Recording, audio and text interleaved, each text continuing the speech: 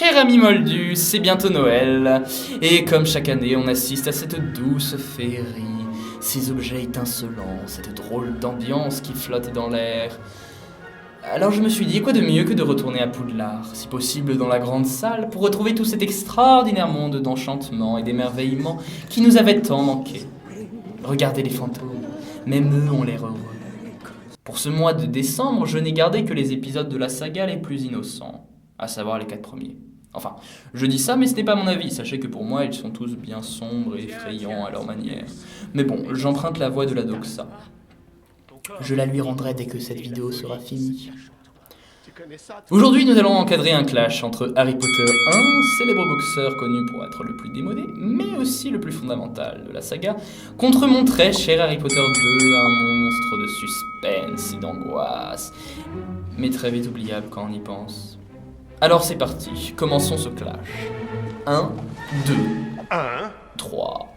2, 3. Expelliarmus! Ce qu'il y a de plus méchant au monde et de drôle à la fois, J.K. Rowling a su le concentrer parfaitement bien dans ses débuts de livre. Subtil et british. Les deux vont souvent de pair.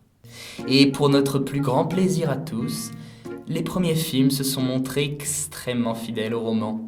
Ce qui en l'occurrence ne leur enlève rien, bien au contraire. Puisque c'est un lancement de saga, le 1 prend vraiment son temps avec les présentations de Private Drive. Du moment où on découvre Little Wigging au moment où Harry quitte les Dursley se passe 17 minutes. Ce qu'aucun des films suivants ne refera. Il y a donc un caractère inédit au début du 1. De précieuses minutes suffisamment longues pour une fois, de détestation, de petits coups fourrés, de petits yeux porcins, de cruauté à l'état pur. Et à la fin de vengeance avec un Hagrid qui se permet de tacler un mioche de 11 ans sur son surpoids corporel. J'ai donc nécessairement un coup de cœur. I am. Well, of course you are. Pour être franc, je déteste Dobby. Je le trouve collant, misérable et dangereux. D'autant plus qu'il me fait de moins en moins rire avec le temps. En revanche, l'incroyable acteur qui incarne l'oncle Vernon, à savoir Richard Griffiths, ne prend pas une ride. À force d'être aussi en colère, il en avait dès le début, vous me direz. J'aime cette théâtralité assumée du 2 avec des pensées dites à haute voix, des acteurs à la limite du surjeu, et des entrées et sorties aussi réglées que s'il y avait un rideau rouge. J'aime les qualités dramaturgiques de la scène du gâteau, où le chantage de Dobby coïncide parfaitement à l'enjeu qu'il y a à ce que Harry reste sagement dans sa chambre. Faire d'une pierre deux coups, c'est le principe même de la dramaturgie. Oh, je suis vraiment navré. Ah, et puis ce travelling, je me délecte tant il nous fait comprendre avec une justesse impeccable que ce que redoutait l'oncle Vernon est en train d'arriver. Lorsque la technique accentue l'état intérieur d'un personnage, cela s'appelle au cinéma de la mise en scène. Ni plus ni moins.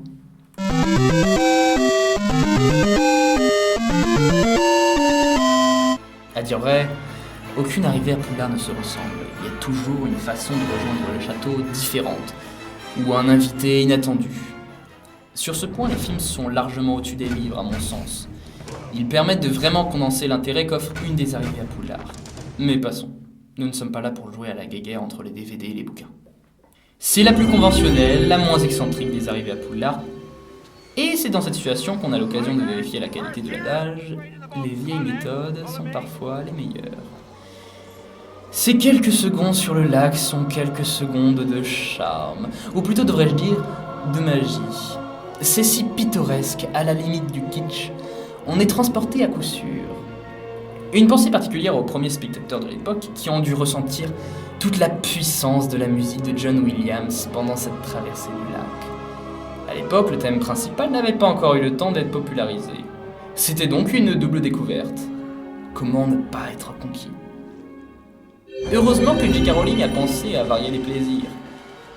Et je remercie Columbus de nous avoir offert une des meilleures scènes de la saga à mon sens, tant en termes de beauté grandiose que de nœuds à l'estomac. Mais c'était peut-être un sacrifice nécessaire, plutôt qu'une originalité récompensée. Puisque cette alternative à l'arrivée classique à Poudlard n'est pas aussi somptueuse et imposante. Bien essayé.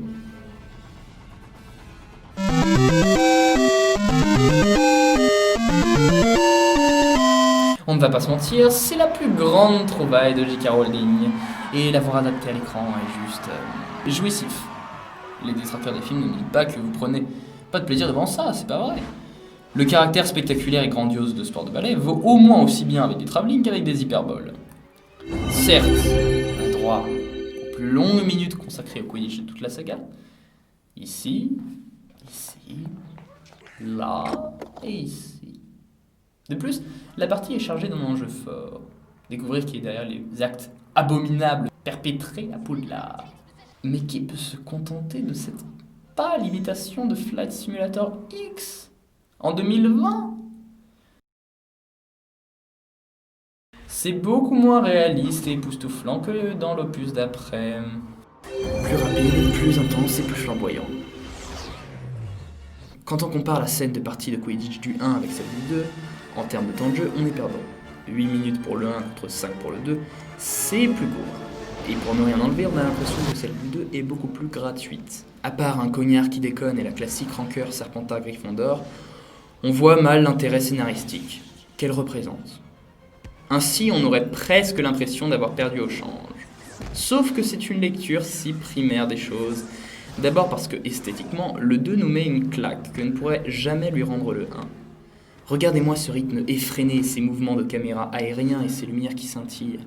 La modélisation a fait 10 ans de progrès entre les deux. Mais ensuite parce que c'est faux. La scène du 2 n'est pas moins importante scénaristiquement. Y a-t-il un meilleur moment dans la saga capable de nous montrer aussi explicitement et grandiosement la rivalité entre Harry et Drago ? Je ne pense pas. Ensuite, c'est l'occasion d'assister à un immense moment de bravoure de la part d'Harry, le propre des Gryffondors. Alors même qu'il est jeune et qu'on vient de lui casser le bras, il cherche encore à attraper le vif d'or et ne stoppe pas son jeu. Cela en dit long sur sa détermination et sa force de caractère. Surtout, son problème de bras va avoir une grande incidence sur l'avancée de l'enquête. Il va être placé dans un lit d'hôpital et va surprendre une conversation extrêmement importante qui va lui permettre plus ou moins de résoudre la suite. S'il n'y avait pas eu de cognard ensorcelé, il ne se serait pas cassé le bras, il n'aurait pas été soigné, il n'aurait pas assisté à cette conversation. Aussi causale que ça. En tant que spectateur, on a l'impression qu'une force malveillante contrôle la vie d'Harry et l'oblige à aller dans une certaine direction. Ça fait froid dans le dos.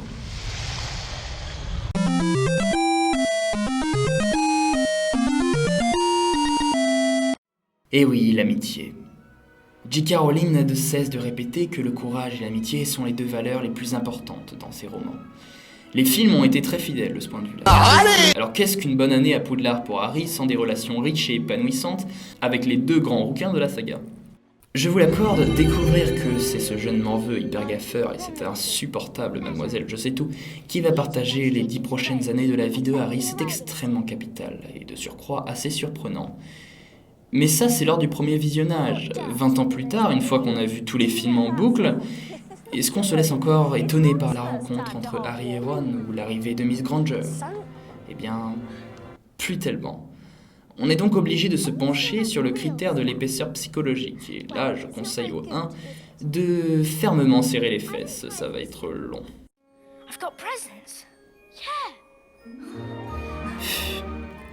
La musique est obligée de compenser les jeux d'acteurs déplorables de Harry et Ron pour qu'ils soient suffisamment expressifs. Non mais vraiment. Dans cet épisode, Harry et Ron partagent de longs moments ensemble, extrêmement angoissants. Il y a de quoi créer des liens. Rien qu'avec ces 3 souvenirs, on peut bâtir une amitié sur le principe tu te souviens de la fois où... Mais même les postures de Hermione, elles sont moins caricaturales et plus attachantes.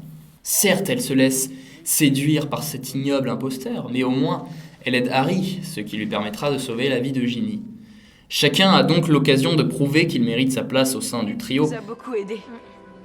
On n'y serait pas arrivé sans toi. Merci. Et un chouïa plus subtilement que dans le 1, où là c'était vraiment « Vas-y Hermione, à ton tour. Vas-y Ron, à ton tour. Vas-y Harry, à ton tour. » On est passé d'une soirée calquée sur la France à un incroyable talent à un film digne de ce nom. Ça fait du bien.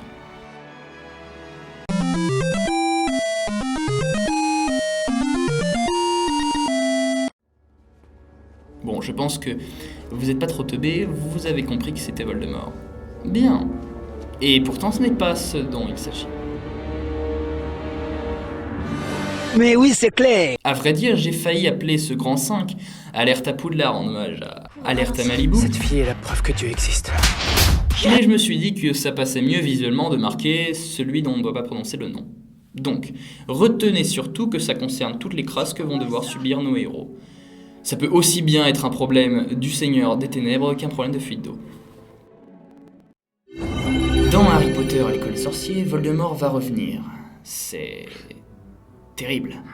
Et on comprend que quelqu'un à Poudlard souhaite le faire revenir. C'est terrifiant. Harry Potter étant un enfant extraordinaire, il va s'entourer de Ron et d'Hermione pour empêcher une pareille abomination. Mais seul le trio va se sentir concerné, et seulement eux vont décider de mener des investigations jusqu'à se jeter dans la gueule du loup, en l'occurrence du chien. Ils auraient pu profiter de leur année comme n'importe quel autre. Personne ne les en empêchait, au contraire. Hagrid, par exemple, leur a recommandé. Mais par excès de curiosité et de courage, ils se sont rajoutés du travail supplémentaire. Pas étonnant qu'après elles croulent sous le poids de ce fardeau. En ce qui concerne vous savez qui, j'aime beaucoup le fait qu'il soit omniprésent de façon subtile. Car certes au centre de l'attention, mais jamais montré. C'est le même procédé que pour Dark Vador dans Star Wars 4. Aussi, toutes ces apparitions sont soignées. On s'aventure autant en territoire horrifique, avec une mort des Potter qui n'est pas sans rappeler la mort des deux Faués dans Amityville, la maison du diable, en termes de mise en scène en tout cas, que en territoire lynchien avec la vallée de l'étrange. Il n'y a qu'à voir cette forme familière et pourtant perturbante qu'on ne saurait vraiment décrire.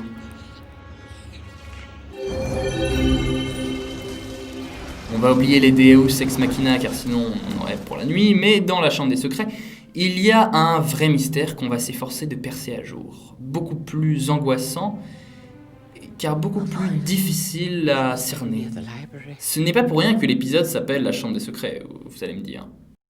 Dans cet épisode, ce n'est plus une petite exploration buissonnière faite dans un coin, mais quelque chose dont on parle même en cours.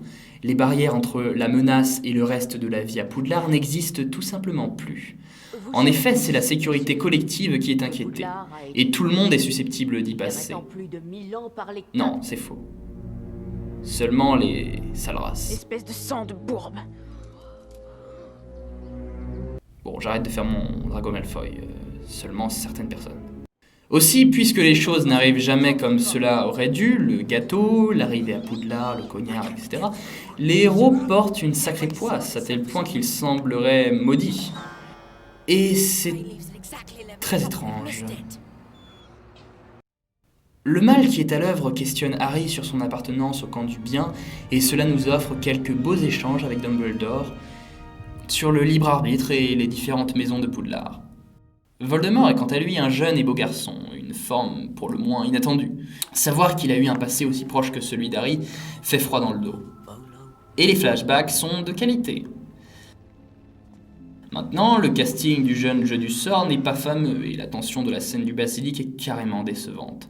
Ainsi donc, je reconnais que la fin n'est pas à la hauteur de l'attention générale du reste. Mais assister à un tel climat de méfiance dans Poudlard, cette vieille bâtisse, déjà suffisamment inquiétante, fait tout bonnement froid dans le dos. Surtout qu'aucun adulte ne peut rien. Ils sont tous impuissants. Et puis le plan Vigipirate déployé à Poudlard permet la scène du duel, une scène absolument mémorable. Est-ce que tout le monde me voit? Est-ce que tout le monde m'entend? Donc coupé, on garde. Parfait. Hurrah! Vive le 2! Ça tombe bien, c'était mon préféré. Bon, et sinon, d'un côté comme de l'autre, il y a autant de formes phalliques qui se baladent en liberté.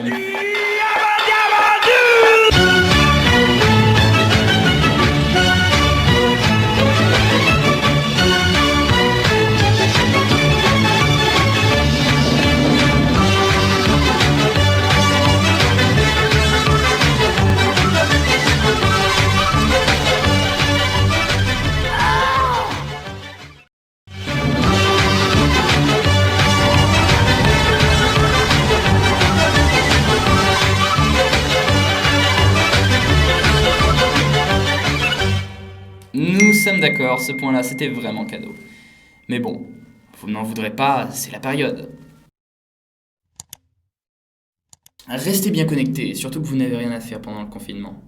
Je le sais. De nombreuses vidéos autour de Harry Potter débarqueront très prochainement sur ma chaîne, à commencer par un clash de la crise d'ado.